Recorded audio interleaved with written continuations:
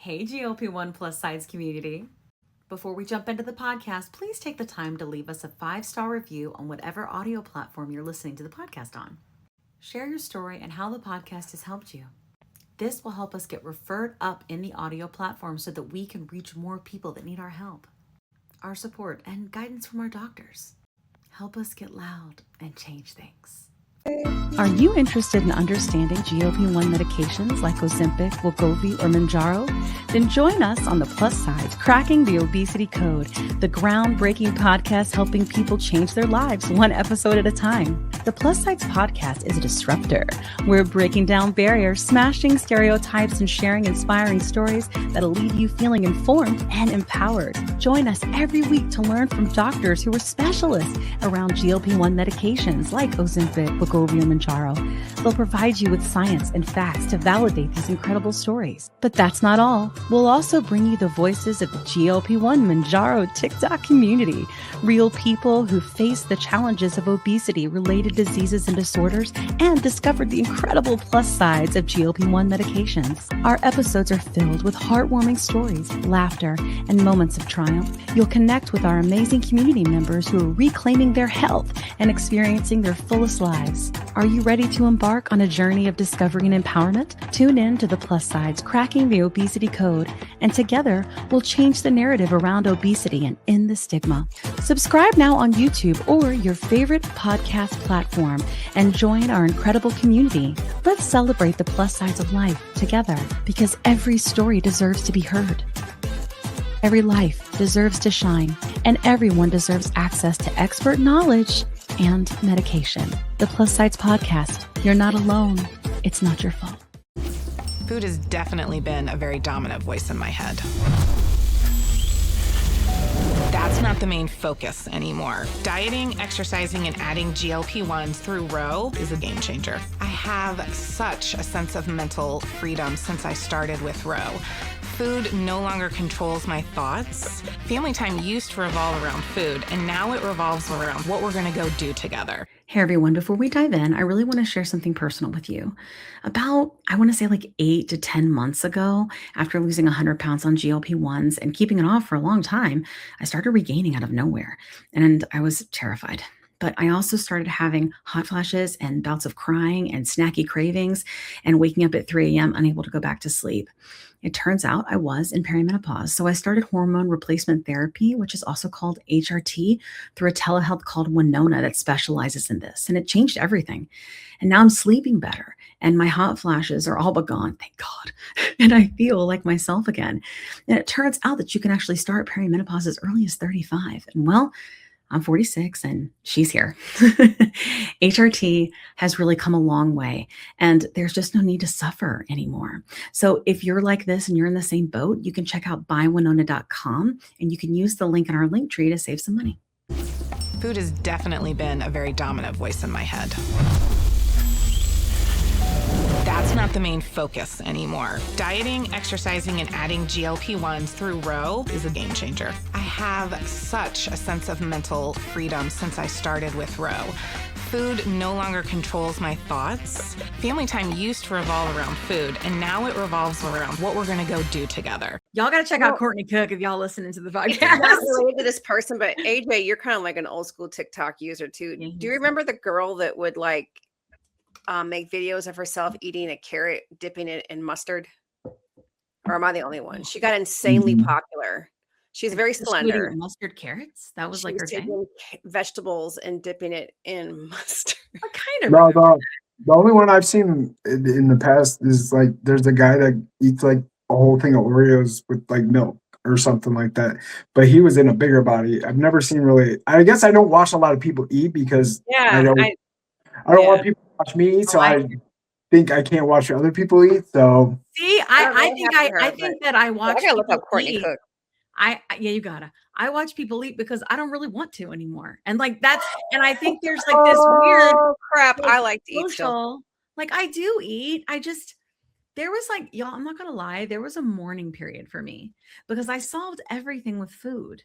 Like, and what I mean for that is like when I was sad, I ate. When I wanted to reward myself, I ate. When I was with my family, I ate. When I was bored, I ate. You know what I mean? Like when I was busy, I ate. Like it was just like And so then all of a sudden I just didn't want to, because for me, the food noise and the hunger turned off at the same time. And so I was like sad, and I didn't know what, this was in the beginning where we had like no help. And I didn't know what to do, but I remember just being like, I don't want those. I guess the morning period I'm talking about is that like I wasn't solving with food anymore. So I had to find a new way to solve for how I felt. And I will tell you, transfer addiction for me was making a TikTok and a podcast. Like I threw myself into that, and I had no, because I was like, I am going to find out the answer to this, and I'm going to tell everybody. Well, turns out there's lots of answers, but it's okay. And so I did though, but it was my straight ass transfer addiction. Like my husband and I have talked about it since. We're okay. But he was like, I'm going to be honest with you. I knew that's what was happening when you were doing it. And he goes, but you weren't spending like any time with me or your son, really. He goes, and you almost didn't care, like, because you were on this mission and you were straight addicted to this, you know? So then I've had to teach myself how to not be addicted to anything. And that is a whole nother thing, you know? Like, and I think like just like that mental piece of figuring out how to solve for this without leaning on food, without opening the refrigerator, but also like finding a way to being like, it's okay if I want to have a hamburger, and like the mental piece of that, because I don't think that it's realistic that people will eat whole foods, other than AJ apparently, eat whole foods and whole thing like every day. You know, I just think like we're in a society where, you know, because of how it works here, you'll go somewhere and they may not have those options. Right. And I think because I was on a diet, like since I was 8, I don't want to live a life where I'm just like a constant restriction. I want to be able to have what I want. And like forever, people would say, oh, you can have everything in moderation. That was not the answer for me. Like there was no moderation, because I would do moderation and then I would feel addicted and I would eat more and more and more.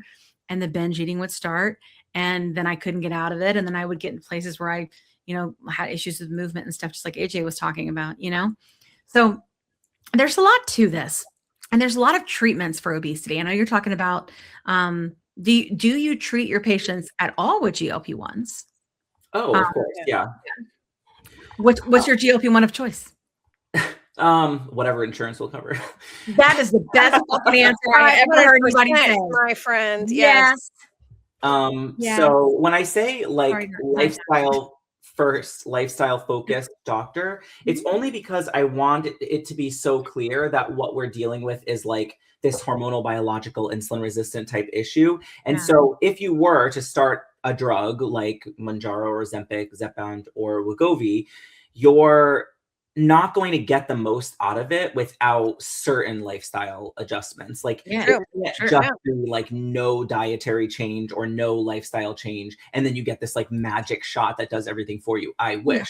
A lot of times the meds can just like unlock patients' ability to adhere to the lifestyle changes. Like I've never been able to do a diet before, but now that I started Zepbound, I don't have food noise. I'm less hungry. I'm happy to have some protein and some veggies because I'm not craving anything. So I might as well eat my protein and my veggies. And then if I have any room left, you know, maybe do carbs last. So we try to talk about like prioritizing protein for muscle gains or like mitigating any muscle loss, prioritizing fiber because constipation is so common on GLP-1s, and also not being scared to eat fats. Yeah. True. Yeah. Or carbs. Or carbs. Yeah. Well, carbs are like, they're difficult for me because the way that I lost my weight was low carb. And I like definitely acknowledge that carb reduction has to happen because the average person living in this country eats 245 grams of total carbs a day, which is just like not sustainable. That's like the standard American diet is 245 grams of carbs a day. So some type of carb reduction when you're going up on like the protein, the fat, and the fiber really helps with weight loss. And that's like regardless of what you're doing with your other for sure. tools. So if you like include intermittent fasting, or if you include a GLP-1, if you're including other tools in there, exercise, maxing out on like the dietary change is helpful, but nobody's perfect. And I tell people like nobody is 100% perfect and like 0% cheating. It's always like a spectrum. Like some people are on track 50%, off track 50%. A lot of people do the 80-20 rule. Like they're on track 80%, off track 20%, which is like enough for most people. That's enough for me. That's how I feel. Yeah. 80-20. Yeah. I feel strongly, like I look at my life right now and where I am size wise, and I know in my brain that if I diet cultured the shit out of this, I could lose another 30 pounds. I have always found that that is my number. 30 pounds is what I can control before it comes back again, obviously, but it's what I can lose. And I'm like, okay, what would I have to do, right? And give up and be in order to get there? And do I care enough? And the answer right now, 20 times today, like literally every single day, there's 10, 20, or 30 pounds at the end that you're like, is life worth, like, do I want to live my life and be a little bit curvy or chubby or thick, whatever you want to call it? Or do I want to be like extremely strict and get to that like 6-pack level? And if you're metabolically healthy and all of your labs are great and you don't have fatty liver disease anymore, I don't really care about the last 20 pounds. I care about like your overall metabolic health and not like the final shape of your body or like the number on the scale. Yeah, absolutely. Yeah, I think that's true. It's like it is a decision that a lot of people have to make. And it's like when I talk with people and they're asking me about that extra 20 and 30, I'm like, why do you want it? Like, that's what I ask them. Like, let's talk about it. Because if you do, I'm cool. Right. Like, but why do you, and is that because it's a BMI number that somebody made up? Right. Is it because that's what you were in high school? Is that because that's just a size you remember that you were really cool at, but now you're 20 years older? Like what is the actual reason for that? Because I do hear people say constantly, I need to lose 100. Like if you just think like BMI wise, I should lose 100 more pounds. Am I ever going to do that? Probably not. Actually, I don't know. I'm going to try retatrutide when it comes out. I ain't gonna lie. But listen, I'm gonna try all of them, but I mean, like, you never know, you know what I mean? I think, I'm wondering, like, in terms of insulin resistance, you talk about that a lot. And I think that was like a big game changer for me in understanding sort of this disease and the progression of it and, how these medicines are different. So I've been told by doctors, but I want to hear from you, like, how do these medicines treat insulin resistance, and how does diet and exercise treat insulin resistance in a metabolic body that is dysfunctional? So like someone with obesity. Yep. Okay. So first of all, these GLP-1, GIP medications do work best for people with body types like mine, like an insulin resistant body type, somebody that gains weight easily. I'm sure you're also insulin resistant. I mean, I don't have your chart in front of me, but no, I am very, very, very bad. The numbers are like insane. These medications are like best for people like us just because they are like basically built to improve insulin sensitivity.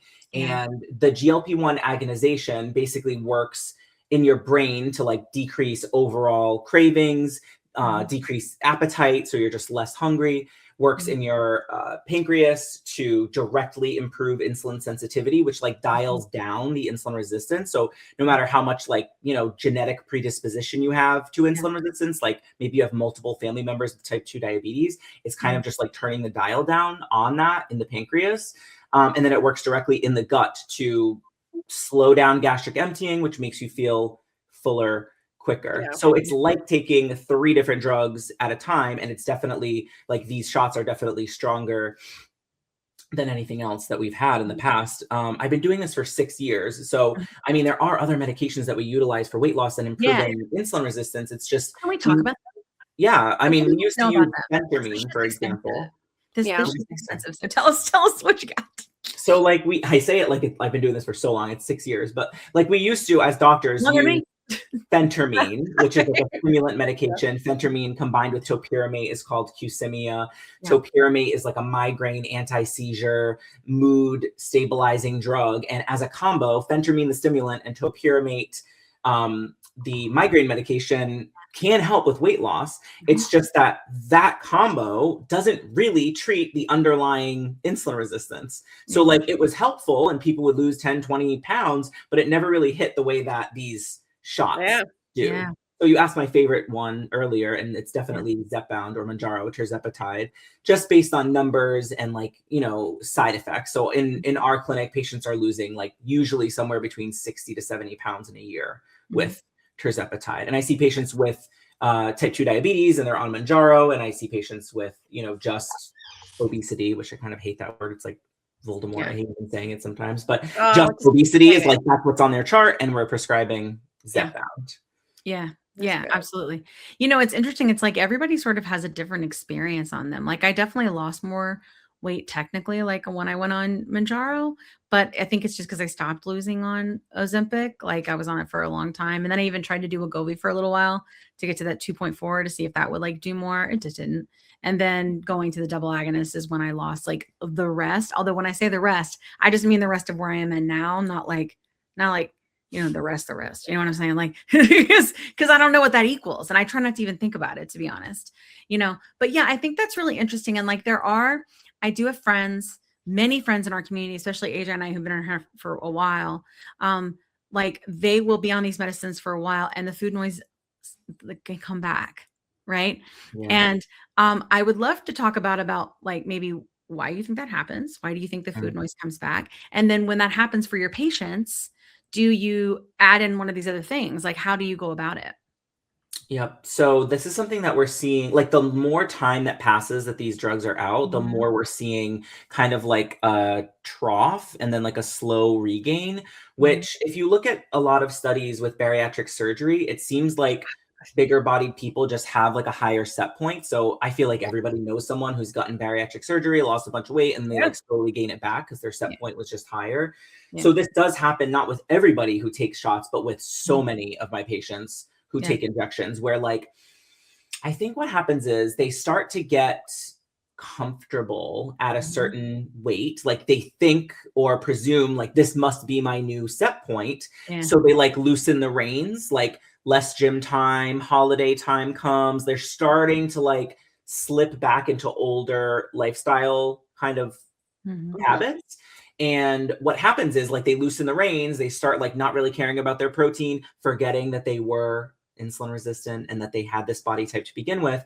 And then you hear Ozempic stopped working for me, which is like such a common thing that I hear in my clinic. Oh, it doesn't work anymore. I need to switch to something stronger, which is great when we have something stronger and it's covered by insurance. Well, let's try it. But a lot of times we have to revert back to like, okay, we need to like figure out why this is not working. Like we need to do like food recall and like your typical week and compare, when you were actively losing versus now that you're in maintenance, like how many things have changed and how like different is your understanding of what's going on. Did we forget that we have this body type? Because the body type never changed now that you're at your goal. Yeah. Sounds like I mean, kind that's of like, a good point. The body type never changed. It sounds like it, because I had a little question I was teeing up here, and it sounds like we kind of covered that. But we were talking. You're saying like about zepbound and how you get to a certain point, and people kind of like when they say it stops being effective. I think also there is that popular misconception that we're not. That's all we do is take the shot, right? And speaking of, like AJ shared that he lost, gained. So even though they say like it stopped working, but can we examine how GLPs are like so crucial to help us like in the long term with other wellness methods, not just obesity? Does that make sense? Well, I think they're like a huge game changer, right? Like if you compare what we used before and what we had before, we were really grasping at straws. Like the strictness that was required was almost like unfair. You know what I mean? Like holding people to this, you have to follow calories in, calories out, strict macros, like an obsessive approach that was borderline on disordered eating for patients. Absolutely. And like finally there's this advent of a tool that has never existed before that can just like unlock the ability to lose weight that just didn't exist. And so that's why I'll never like say bad things about GLPs. Not that they're perfect, right? There's side effects, there's all kinds of problems with them, but they have been like one of the single most important inventions of the last 5 to 10 years. Is like this has like completely transformed the landscape and allowed people who've never been able to address their weight, like finally they can unlock the ability to do so and like start reversing all of these comorbidities. But Yeah. something that I It say, feels like so I give like a, sustainable. Yeah. what'd you say? Sorry. It makes things it feels like it's so sustainable now, you know? Like, Yeah. Like sustainability is possible is what it feels like. yeah. Yeah. Yeah. Or within a certain range, like AJ was saying. Something that I say to my patients when I usually, like, I have a group tomorrow and I meet 15 to 20 patients in a group to start. And something that I say to them is, I do not want this doctor-patient relationship to be like you're going to a vending machine for zepbound and just like, here's your zepbound. Like, oh, I'm an obesity doctor. Here, I'm here for my zepbound. I want this to be like a long-term relationship where our goals are aligned and like we want to improve your metabolic health. And like the best part of my job is de-prescribing meds, not prescribing meds. You know, Yeah, like okay. I want you to come off your high blood pressure meds and no longer need cholesterol drugs. I want you to come off your CPAP machine. And if we have to start a new shot once a week for you to stop 5 other drugs, then so be it. I mean, like we'll utilize whatever medications or tools that we have, and GLPs just happen to be one of the best Yeah. there are. Yeah, absolutely. I think it does, like, I'm not gonna lie though, the more I see, let me know if you're uncomfortable talking about this. I'm about to ask you something, and if you don't want to answer, we don't have to. But I'm seeing a lot of people leveraging peptides. Oh yeah. And if you don't want to talk about it, we don't have to. No. I I can't say much about it because I don't really know much about. Okay. I'm just saying, I'm always careful, but like I see people talking about like different peptides. So like one of the ones, or I'll tell you some things that I see. Okay. It's people that will cycle in like tirzepatide, cycle in retatrutide, cycle in cagrilintide, and they're just kind of popping them in and out, you know. And I like, I don't know why, but I struggle so much because I'm like, I worry that it's not tested. And so there are times where like I do think about when we're on these medicines, like what our body's going to look like at the end of it if we're doing all these things. And I have, to be clear, I have tons of friends that take peptides, like tons. I have tons of friends that are gray market, like they take things gray market, they take things black market, like tons. So they all know, I get it. I'm just saying, I do worry sometimes, you know? I worry a lot about like gray market and black market peptides. It's the thing is, right? Like when you look at the Obesity Medicine Association and like the major bodies of physicians, and like whether they're funded by pharma or not, it's like widely, advised to not go with black market or gray market peptides just because they're not FDA regulated. So like nobody's checking to make sure the dose that you're taking is like, say what you will about the FDA, but at the end of the day, no one is checking to make sure. And like maybe there is some random person checking to make sure that the peptide that you're taking is in fact tirzepatide or retatrutide or whatever. But like retatrutide, it doesn't even exist yet. It's in like phase 3 trials. It doesn't exist on the market yet. They're not even sure about the dosing yet. So it's like you see these peptides being sold from overseas and it'll say on the bottle, not for human use, like for animal use only or for educational use only or whatever the hell it says on the bottle. And it's like, okay, well, I would not advise that for a patient, but I see why people resort to gray market, black market because of how expensive these drugs are. And like slowly they are getting better with pricing, but there's still so far to go. I wish they would price these medications competitively with gray market tirzepatide or Semaglutide. That would be just wipe out the market and have drugs that are actually paying tested. For gray market, they're paying $500 for a year of medicine. Wow. So like it's insane. Like that's probably even a little high, to be honest. Like it's so I don't even know how they could but that's if people, so they have like two different sides, right? They have like gray market, which is more like research grade that you get here, which isn't that much less expensive than like what you would get like at a compound pharmacy. But then they have what is called dark gray or gray, because we don't want to call it black market. And those are like, I mean, they're dirt cheap, but they buy them together. They buy them like, not all the time, but most of the people will get in groups, buy them together and have them tested together like a third party. And then once it's safe, divide it up and go for it. And I agree. I don't think that it's just in my experience so far, because I've talked to so many at this point. I really think it's because they've been driven to it. I think that obesity, especially for certain people, again, that have this like insulin resistant body, or that have tried all the food and the exercise and all the things, and it just keeps coming back, or they can't get it under control. Like I do think they're driven to it. Like I think that it is very easy to look at us that struggle with this disease and not look at it as the same level of severity as any other disease. But ultimately, like, it does kill us. Like, we were just talking about that, like, about how, I mean, we've talked about the show a lot lately with men, about how like men with obesity die sooner, way sooner, like, you know. Yeah. And they And don't come to obesity doctors. That's why it's like No. 80-something% of my panel is female, because they just don't come. yeah. Yeah. How do you, like, based on the ones who have brought their husbands, right, or have brought their spouses or whatever, like, what do you think that we can like help our people, like help people who listen to the show, Yeah. help them? Like, how do they get their dad to the doctor? AJ, this is for you too. Like, how do they get to the point where like AJ's not on the floor praying to God to be able to get up? Like, how do we help them? You know, because I think that it does seem to be, and you guys let me know, that if you are overweight or you struggle with weight, that there's a certain piece of weakness with that. I mean, I definitely think for women, we definitely feel that, but it seems to be different with men.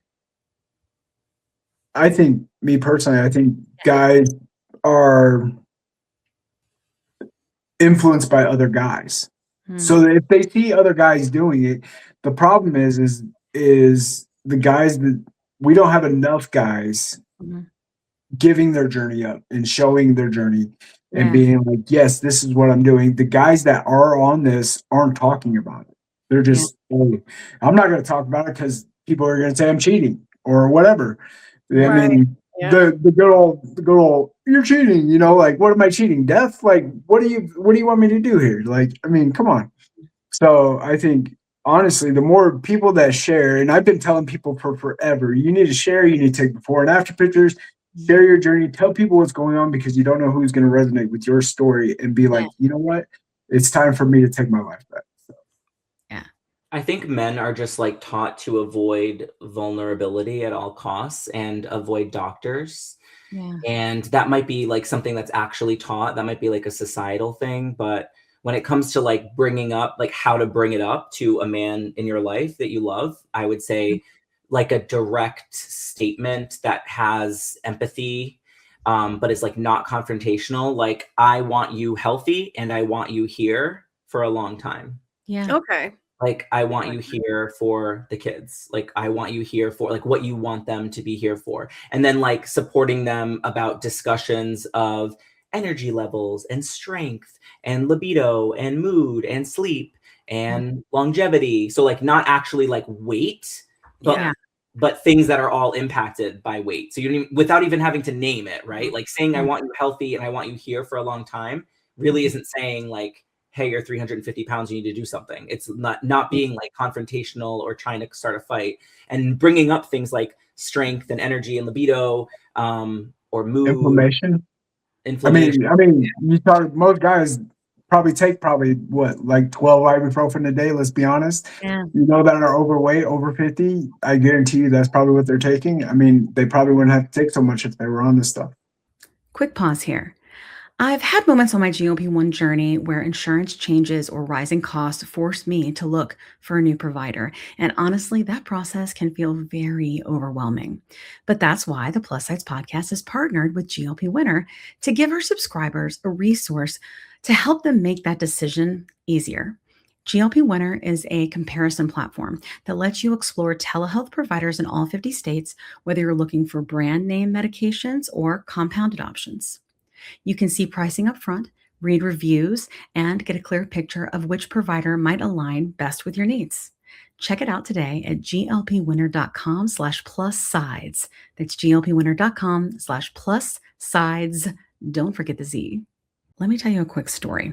I was telling Kat how I was regaining weight after my 100-pound loss using GLP-1 medications, and I was having snacky cravings and waking up at 3 a.m. and I had hot flashes, and I was worried. But Kat was like, listen, I went through this last year. It's perimenopause, and I started HRT, and she used this company called Winona. So I started going there to see if this was something that was going with me. Turns out it was, because I'm 46.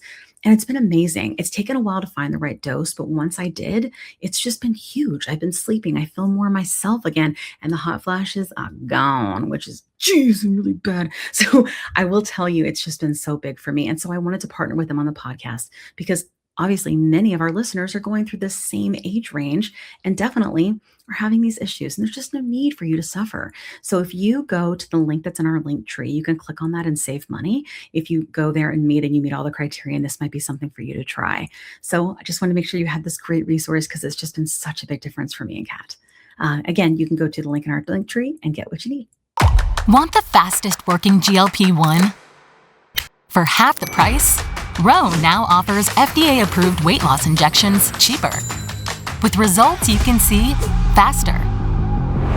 Lose 15% of your weight with the formula from Eli Lilly that hits not one, but 2 hormones to curb hunger and nausea. Weight loss faster. Confidence higher. Price cheaper. See if you qualify at ro.co/TV. Yeah. That's true. And it makes you think of those like Nugenics, those other drugs that are like available on TV that, yeah, I think that's another way to like sort of avoid a medical professional. Like, is it a fear? Is there like, can we get past that as well? Is there a way that we can approach that conversation? Because I know that it could just be fear. A lot of men just more so are just, or are they admitting the fear? Like, or is it Fear of okay? doctors without saying it, because they actually say, I hate the doctor, which like there is a lot of distrust, right, in the medical community. It's true. I don't have a lot of doctor friends. It's like very hard to be friends with a doctor. It's hard to like go to the doctor and not be angry or fearful or feel like you're not getting your concerns addressed. But it definitely goes both ways, where like if you have such a short amount of time with your doctor, you have to sometimes go in and be your own advocate and like have a list of things that you want to talk about in those 15 minutes, like a priority list. And a lot of guys are not making priority lists in their notes app. Like that's just not a common thing to do. So I think what AJ said about like normalizing going to the doctor and addressing your health and like actually, you know, doing the hard thing and showing that you're doing the hard thing is really helpful. It's really helpful. Maybe it should. So me personally, in my experience, the first doctor that I had before where do we get at where doctors actually have a better, this is what I'm having an issue. Like, so I walked in, so in that 3 weeks where I was losing you guys heard my story, I was losing my strength in my legs and everything. I went to my primary and I said, hey, something's wrong with my legs. And all he had to do was talk to me. It was about weight and bariatric surgery. He never did a scan, never did any of that. And That's weight bias. It is weight bias, but where do we get to the point where they listen to what's actually going on and we don't just, judge the people that are walking through the door by what they look like at that point in time? Because nobody's going to the doctor. They're not feeling great. They're not looking great. You know what I mean? So there has to be like somewhere where we teach doctors, hey, this is where we need to listen. Yeah. So I do that. Like I have a weight bias training where I work right now to help other doctors, like primary care doctors with weight bias. But it's like, sometimes I feel like I'm like just stepping my toe into like a whole ocean. Like I'm barely making an impact because it's like, I'm just impacting this, just like a local few doctors. Right. And maybe like the ones that I'm friends with is like, I can make an impact, but you're so right that like there's a cultural problem with medicine. And the cultural problem does go back to weight bias because like internally that doctor is saying like, this patient in front of me, no matter what's going on, if they can't walk, if they have knee pain, if they like have a headache, it's all because of their weight. Like that is like the cause of whatever the ailment is. And of course, like I don't want to shit talk doctors this whole time, right? But it's just something that every doctor that comes on this show shit talks doctors. Don't worry. It's so bad. Don't worry. It's true. We had an opportunity to talk to doctor educators, and that was it gave us hope. So they're starting to treat. Yeah, we have been seeing that more. Different. Yeah, we're getting away from the weight bias. So I feel like there is a. Go ahead, AJ. Yeah. My next doctor, she was great. she like listened. She was like, oh yeah, no, like we could try that. We could do, but hey, I want you to do like, when I would say something, she would listen, but then she would recommend stuff. And I was more willing to listen to her with her listening to me first, if that makes any sense. Yeah, it does. Yeah, I So, totally get that. Like when I started on GLP-1s, I finally gave in and I went to the PCP and I was just really sick, guys. And I went in and I was complaining already to like the nurse when I was coming in. I was like, I've only lost 10 pounds and I just can't figure out why it is. Like it's only 10 pounds. And then I came in and she was a nurse practitioner and she sat down in front of me and she put her computer down and like sat down to have a conversation with me. And she goes, I heard you say that you've only lost 10 pounds. And here I am, 350 pounds, right? She goes, I think that's such a win. Why would you feel bad about that? And I'm like, well, I have so much more to lose. And she's like, did you know there's medicines that can help you now? It's a disease. And I got in a place to receive. And I feel like any doctor out there, because we do have some doctors listening to the show, if you could just take the moment and tell the patient, hey, did you know that obesity is a disease? It's not your fault. And there's treatments now. They will melt and they will get in a place to receive the not only medicine, but the change in the lifestyle I think that everybody wants to make, right? But many of us are not able to, or we're not able to have that like sort of that sticking to it piece because the insulin resistance and the food noise comes raging back, right? When you start restricting too much. And I think like that, I think that if doctors would just do that, and if they would, this is going to sound a little woo-woo, but ask for consent, like to talk about somebody's weight. Like when they come in, go, hey, can we talk about your weight? Like, can we talk about it? Just asking for makes a big difference. Like it creates a different dynamic between doctor and patient. And if there's one thing I've noticed in doing this work is the trust dynamic is very broken. And the issue with that is there are not enough obesity specialists. There's not enough endocrinologists. There's not enough bariatric surgeons. There's just not enough specialists in general to treat the amount of people with obesity. So these PCPs are the first line of defense. And they're always wanting me to like teach the PCPs how to be an extension of me, like how to be an obesity doctor. And it's like, oh my God, do you know how much they need to address in 10 minutes? Like, and then also you want them to sit there and talk about weight. Sometimes it's like all you're doing is putting out fires. Yeah, absolutely. And I think like it would be so cool if there were, just, and I think it's exactly what we said, like that's what they do, right? Like that's what, and I mean, if you talk to any PCPs, like, I feel like, I mean, I do, because I have them on the show, like, how are you treating your patients, And I think that a lot of them, there are some that just don't want to be involved in it at all, right? Mm-hmm. And then there are others that do want to be a part of the change, but they really just don't have the bandwidth. Like they don't have that. My husband's gonna be mad I said bandwidth. He goes, bandwidth is not people. He's autistic. He has my podcast. He's going to be like, why did you say bandwidth? But they don't, right? They don't have the resources, the time or the resources to fight insurance or to handle side effects or any of those different things for the amount of people, right, that are sick with this. And I think that the issue is it's sort of like with high blood pressure, right? Like, or anything like their high cholesterol. It affects enough people that we need them to be able to at least do the bare minimum, right? And if there's a program that they can be a part of, then great. And if they can't treat them at all, then I think that it's important that they do refer them out, right? Mm-hmm. But at the same time, like, I feel like sometimes on the show, we sort of talk about this ideal, right? The ideal is you get your medicine from your insurance, you pay $25, you have mental health support, you have a dietitian, you have an obesity doctor, you have all these things. That is for people that sit in a place of privilege. And it's not that you're a bad person because you sit in a place of privilege. I do, it's just that we can't focus on the ideal when at the end of the day, the majority of the people don't. And so that's where, like, I feel like I want to find solutions to, like, and I try to talk to doctors and to patients and stuff on the show, because you never know where the next idea is going to come from.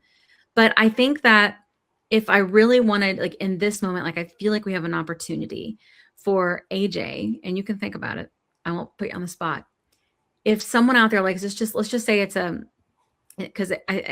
wife. Let's just say it's a wife or it's a sister, right? It's a woman that's listening to this show, and because that's like 90%.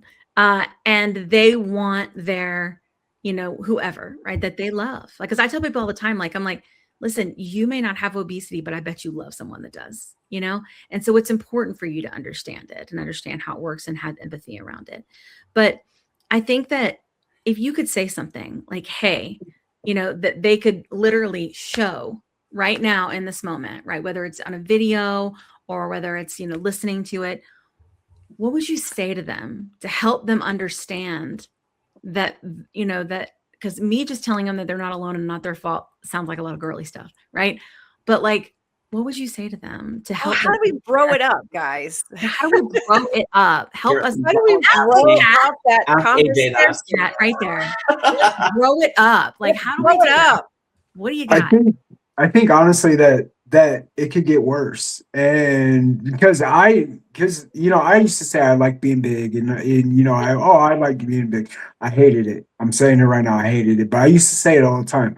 I used to, when people would talk about it with me, I'd be like, oh yeah, no, I like being big. It's a lie that we tell ourselves, and there's a lot of guys who, if you live however long in a 400-pound body like I did, Mhm. you need to change before stuff starts going wrong that you can't fix. Yeah. And if you can fix it sooner by taking a weekly injection, Yeah. or by figuring out where you need to go for food or bariatrics, because I'm all for whatever you want to do Whatever to you gotta lose the weight, then that's what you need to do. But you need to really think about where you want to go, how you want to do it, and just do it. Stop overthinking things, stop over contemplating it. You didn't gain the weight overnight, you're not going to lose it overnight. Take your time, be patient, and give yourself grace when you need to give yourself grace, because it's not a perfect world. No, it's not. AJ, I'm going to clip that and send it to my male patients. I love it. What do you have to say? Growed it up. if like the wife or the sister or whoever is putting this up right now to their husband, right, who's struggling with obesity, struggling with weight, and doesn't want to go to the doctor at all, what do they need to hear? So what I would say is so his, like, AJ's approach is like really good. Like, it's like a man-to-man, like basically cut the shit and what are you going to do about it right now? Which I kind of like that, because that's very direct. Yeah. When it comes to like, if it's a significant other that's female, or like a sister that's a female watching the show and they want to talk to their brother, or they want to talk to their husband or their boyfriend, I would say if they're the ones approaching it, it should be the like direct empathy kind of non-confrontational thing that I was talking about earlier. Like, I want you healthy. I want you here for a long time. What worries you? Like, just ask directly, what worries you the most about your health? Yeah. They might say, they might actually open up. Like, what worries you most about your long-term health? Are you worried at all about living a long and healthy life for our kids, or for your kids, if it's like a sister talking to their brother? And then maybe, I mean, like, it's like being, because a lot of men don't like to go to therapy. It's like being their therapist. So like opening up their anger and fear towards doctors, and like getting into like their maybe traumatic experience or unhelpful experiences that they've had with doctors. Because a lot of times, if you're not an advocate, like I mentioned earlier, then you kind of get shut down, or everything gets blamed on your weight. So like trying to crack that egg open, or like delving into the feelings behind that, is like usually always my approach, because I'm such a empathetic kind of compassionate person that a lot of times I'm not like the, directed cut the shit, you have to do something about it. I'm more of the like, let's explore why you feel that way. Like sometimes my job is like, I'm a full-time therapist, but I think it helps with men who've never talked to a therapist to like explore some of those feelings sometimes. I like that question approach too. Like, what's your biggest concern with your health? I think that's a big one that can open up a really great conversation. Well, because it's creating the space, right? It's just that I think it's I don't know if you know Jamie. So Jamie's one of our friends in our community that's an advocate. He's lost half of himself. And he said one of his friends came up to him and said, I don't want to be at your funeral. And then Jamie looked around and realized that he saw nobody his size, his age, and that was a big moment for him. Right. And that was like, I think that it's very difficult, I think, from that perspective, because I do think that sometimes men want to be, and again, like I said, learn from other guys, like very strong, right? But like I would And tell that you in can this be very triggering to some people. So it's like, you have to know the right person to say that kind of thing too. yeah, absolutely. Well, because I think already you feel like you're in a place of weakness and vulnerability if you can't control something like your weight, right? But newsflash, 40% of America can't. 70% if you count overweight, right? So, you're in like good fat company. You know what I'm saying? Like, like it's Probably okay. helpful if it's coming from someone who's struggled with their weight versus someone who's like Yeah, born a twig. small body. Yeah, if a small body person tries to talk to me about weight, I'm like, I will come for you. That is hard. Like do not difficult. tell me you do not know. But yeah. Jamie's videos that he does like a daily video, like gets me so many times, and I've already lost the weight. Like I'm down. Yeah. And then dude says some things sometimes, and he used the word intuitive or something like that the other day. And I was like, come on, man. Like, come on, like leave me alone a little bit. Why are you always talking to me with these videos? And I'm like, Jamie is great. Jamie is great. Yeah. Our friend Mike always says, like, like, how can I help you? Like, he's always want to say, like, how can I help you achieve what matters to you? Right. That kind of thing. And I think that could possibly help or help me understand, like, just some language, I think, around that just lets people like just chill, like letting them know they can say the things.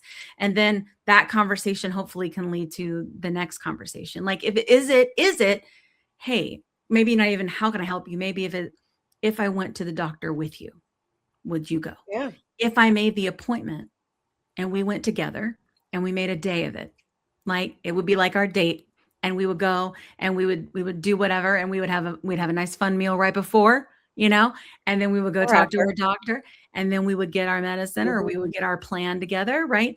Like maybe if it's something more like that, because I will tell you, like my mom tried to have that conversation with me 500 times in her small body, and I was like, back up.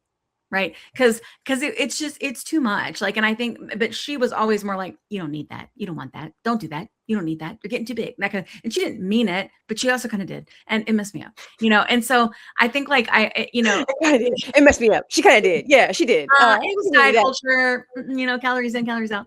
But sorry, my mom was totally watching this right now. Like a lot of my male patients are also very motivated by numbers, like not numbers on the scale, but like overall numbers. So like I teach about metabolic health, I teach about insulin resistance, and I say things like, this is the range that we want to get your liver function test down to, so that we can get you out of the fatty liver range, or this is the numbers that I want to get your cholesterol reversed, and I want to help you not be pre-diabetic anymore. And they're like, oh yeah, that's a better goal than like, I want to be 200 pounds. It's like, I want to no longer be pre-diabetic because my dad had diabetes. Goals are huge for me. I love goals. Like, and it doesn't have to be the stupid square thing on the floor always. Everybody always loves the goals on the floor, but I love goals. Like, I love, set me some goals. I'll rock them out. I promise. I'm gonna beat them too. All of them. So I love that. And I think like too, like maybe there is a piece, and you guys let me know if I'm wrong. This is just things I've gleaned from having people on the show, that men don't necessarily relate with thinness, right? And maybe weight loss is thinness, and thinness is less strong. Like bigness, right? Being big is strong, So is there a way to say, like, is your goal to be stronger? And how do I help you get there? How can I or let's try this, what if we, and I don't think it's necessarily, it's not that I don't think joining a gym is good or any of that things, but I think like if it is just getting with an obesity specialist or getting with an endocrinologist, or, I mean, God, honestly, friends, just let them watch the podcast or send them, videos of the doctors on here and some things that they say. Like and I think that like that can help too. Sometimes like I think the factual piece, at least that's what my husband responds to. He responds to the factual piece of this, like insulin resistance and what this does to your body and like how things process and stuff like that.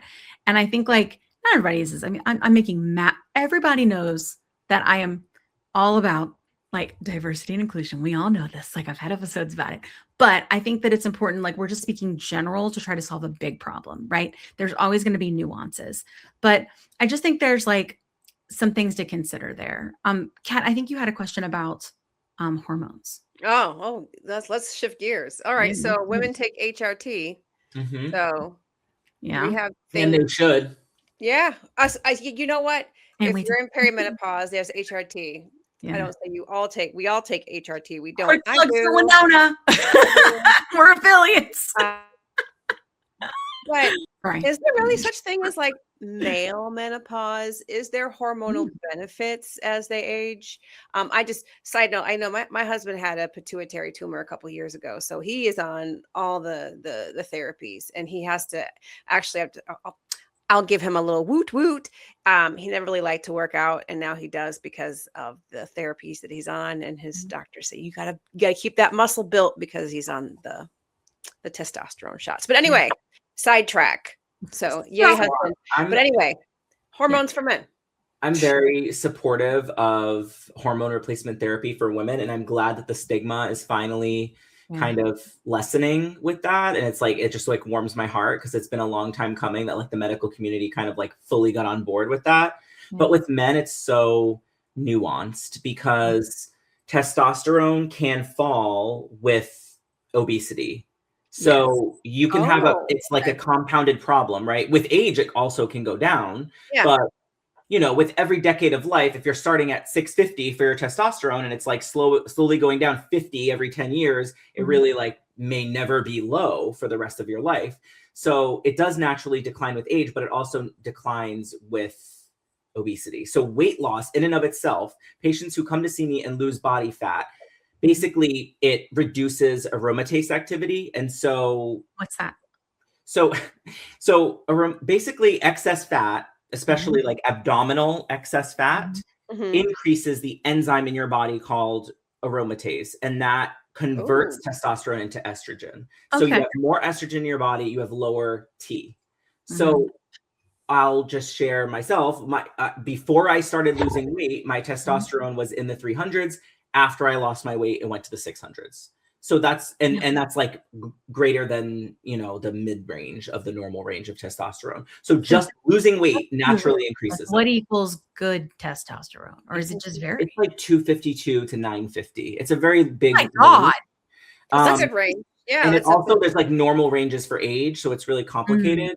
But basically, it's like it's not just like a black and white topic, because what if a patient loses 50 pounds and fixes their T problem? I'd rather them fix it like that than go get testosterone supplementation that they maybe don't need. I see, because they could have just lost the weight. So it's not as like clear cut, and it's certainly not as simple as like a male version of menopause where you're like at 50 you have this rapid decline of testosterone that requires supplementation. It may not happen like that. It could be way slower. And then of course like weight loss in and of itself improves insulin sensitivity and lowers inflammation and all this other stuff, which can make men feel better. But true deficiencies, we always send people to specialists like to repeat that. Do you guys have those? We do. So we have a urologist that does it and an endocrinologist that does it. It just depends on like, I don't do testosterone repletion myself, but I will. And honestly, because so many of my patients are losing so much weight, they like don't require it oftentimes. But when I do need, you know, those specialists, they are around. Sometimes they're hard to find. Yeah, I would think so. Yeah. I mean, for sure, it's hard for us to find from the like this perspective. There's not a lot of like doctors that are like menopause specialists. You know, there's really not. It's crazy. Like considering all of us it's going to happen to all of us. Like it's like inevitable. You know what I mean? None of us are going to lie. My doctor says like they don't like to study it because it's complicated and then the hormones are all in flux and it's just too much to handle. Yeah. Like, okay. Well, it is intense. Like I get it. It's intense. I don't know if I'd choose it. I'm not gonna lie. I'd be like, could you find somebody else? Well, we didn't, right? Essentially, we did not choose it. So yeah. Well, I think this has been like a really good conversation too, like for people to understand, you know, again, like how these medicines work, how like the lifestyle changes, like that. The one thing I'll say about like, I see it a little different, right? Like when it comes to again, like it was sort of like the lifestyle was possible for me because I was able to control the disease, right? And then I was able to do those different things.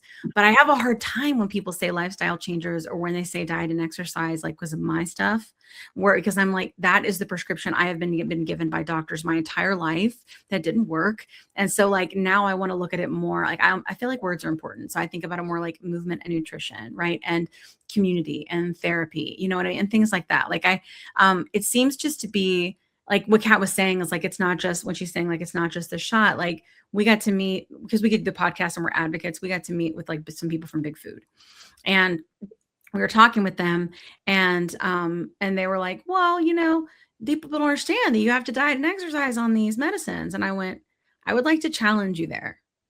No, you don't. No, you don't. You know, you don't. You're going, because you will eat less and you will lose weight. Do you want to be strong? Right? Then yeah, you want to make sure you've got that protein. Do you want to avoid all of these other things? Yeah. But, you know, I think that the truth is that you can be in a deficit, you know what I mean? And still eat things. And like, it just depends on the person's body. Right. And I think everybody sees it a little bit different. I think what kind of the phenomenon is for me is that I'm not interested in the foods that are like junky that I was before. And it's not because I lost weight and I see the motivation, and it's not because my taste changed. Like my taste changed. So instead of wanting French fries and hamburgers and all those different things, I wanted Brussels sprouts. Kat makes me Brussels sprouts all the time. They're delicious, you know, and like just I want to try to get her off instant mashed potatoes next. They're not instant. They're refrigerated. Oh. A Bob Evans tub from the grocery store. Bob Evans is the shiz. Bob Evans, I am available. Not or influencing. Brand partnership. And partnership to advertise in this podcast. Potatoes are good. Yay. I am going to try. I did get a sweet potato to try Courtney's cheese situation. Mm-hmm. It's good. It tastes like, shockingly, it tastes like sweet potatoes and cheese, which both of those hit. So of course, it's delicious. I mean, like, how bad could it freaking be? It's cheese. He's like, what? You know what I mean? I bet I'll be looking like a champ after that. You know, it's a lot of fiber. Anyway, okay. Well, good talk. I want to make sure like everybody has said all the things they want to say. We can always come back and do this again. But I definitely think that like whenever we have the opportunity to speak to our male audience or our friends who want to talk to their male friends and loved ones, that it's just good to be able to. And I think we've given some good tools today. But if there's anything I missed, because I am tired AF.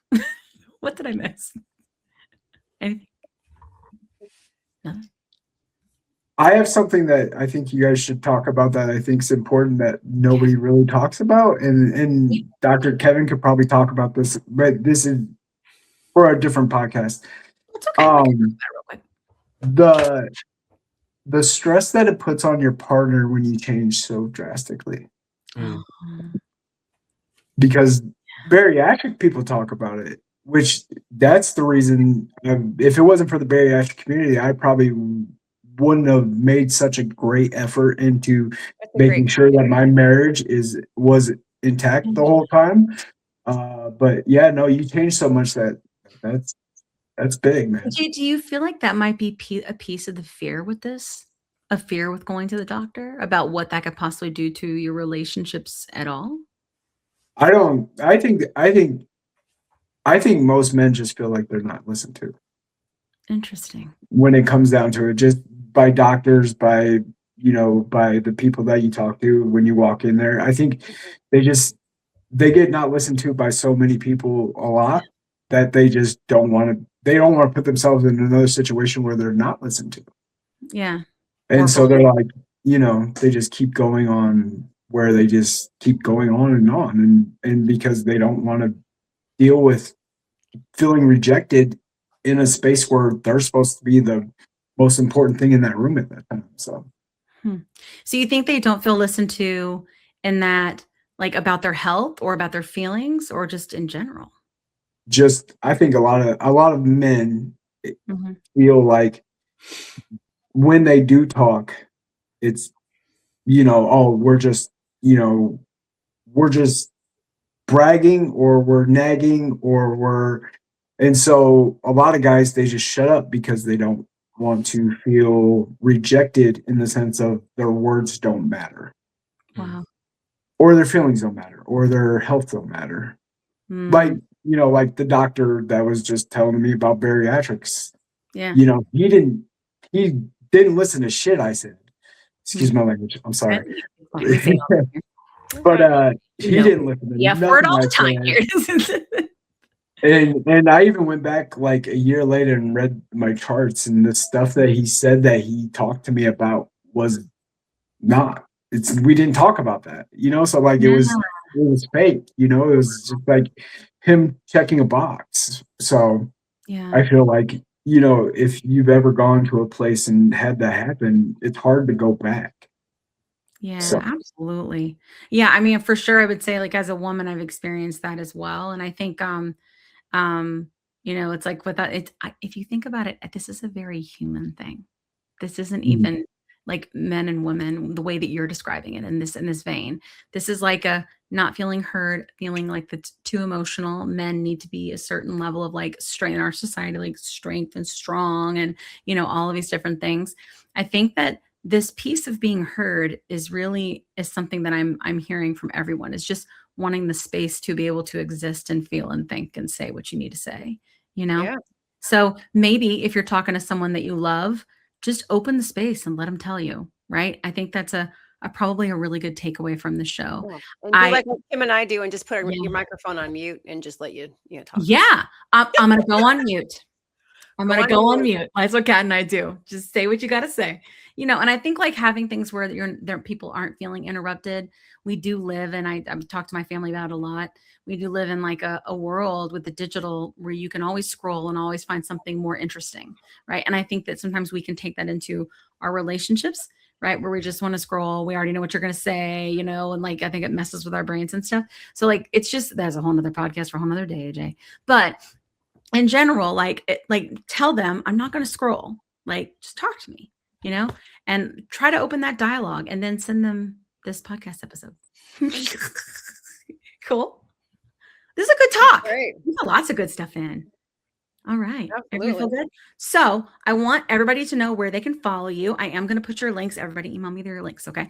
I am going to put your links of where they can follow you or learn more about you or sign up for your clinic or whatever it is. So let's go around. Dr. Kevin, tell me where people find you. So I'm on Instagram and on TikTok. It's just at Kevin Gendro. So first and last name. And I wrote a book. It's called The Metabolic Health Handbook. It came out about a year ago, and it's subtitled A Doctor's Guide to Overcoming the Hormonal and Biological Barriers to Fat Loss. So it's kind of like all diving into insulin resistance more, and I talk about GLP-1s, and I talk about like prioritizing protein and fiber, and there's like recipes in there and stuff like that. So I love that.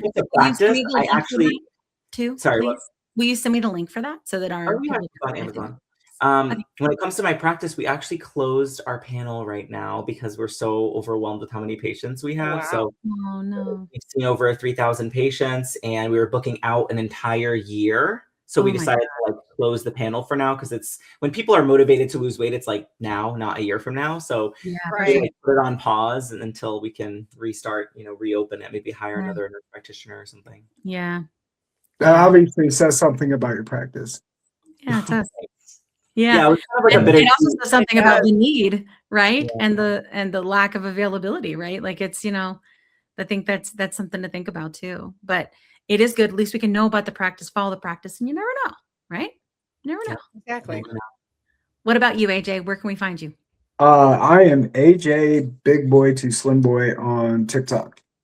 And I mean, I have all the other ones, but I'm mainly on TikTok. I really don't do a lot of other stuff. So yeah.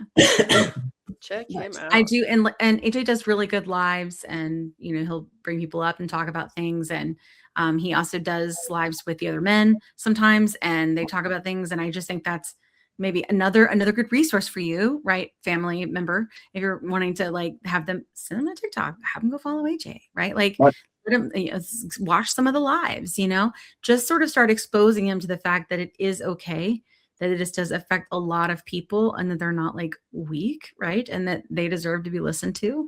Like, I think if we can kind of maybe just change some of those behaviors, right? And make those modifications, and maybe we can get them a little closer to getting better faster, Oh yeah. Can I get an amen? Amen. Hallelujah. All right. Good show. Thanks so much for joining us, everybody. We will see you next week. And until then, hasta la pasta. Let me tell you a quick story.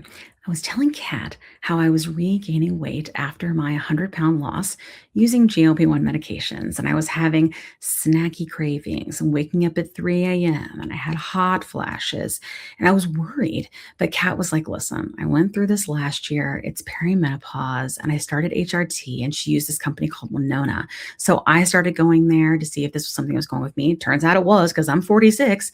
And it's been amazing. It's taken a while to find the right dose, but once I did, it's just been huge. I've been sleeping. I feel more myself again. And the hot flashes are gone, which is, geez, really bad. So I will tell you, it's just been so big for me. And so I wanted to partner with them on the podcast because obviously many of our listeners are going through this same age range and definitely are having these issues. And there's just no need for you to suffer.